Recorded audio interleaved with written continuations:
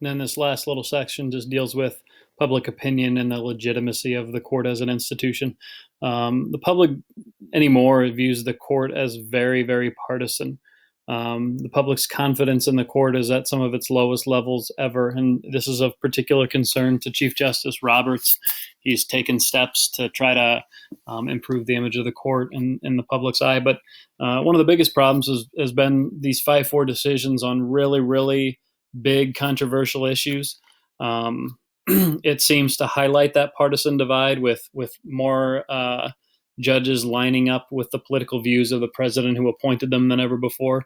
Now, of course, there are tons of decisions where the court is in most agreement, 7-2, 9-0, but those aren't the interesting cases to the public. And so people think that most of the work that they do results in these ideological splits when it doesn't. But it does, I think, a lot of times on some of these big, big issues that draw a lot of public attention. If you go down to the bottom there, public opinion on some of these controversial cases plays a role.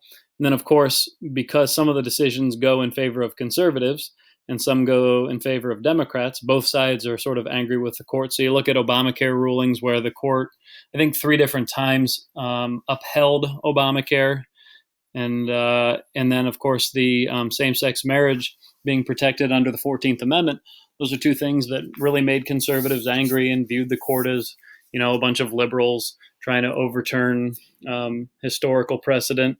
And then on the other side, you had things like Hobby Lobby, which allowed the company to deny contraceptive coverage for employees based on religious beliefs, and Town of Greece v. Galloway, which allowed a city council to open each session with a prayer. Of course, those things are viewed as bad decisions by Democrats, and so you end up with both sides angry about perceived losses when it comes to ideological and controversial issues. So that damages the opinion of the court, even though those are the kinds of things that it's intended to do, right? Things that protect individual liberty, or things that in the case of Obamacare defer to the decisions of Congress. That's kind of what the court is supposed to be about. And then we've had major fights, of course, on some of the justices themselves recently. President Obama being denied a hearing on his Merrick Garland appointment, which I mentioned the other day, and then the Gorsuch and Kavanaugh nominations and Senate confirmation hearings, which resulted in very, very close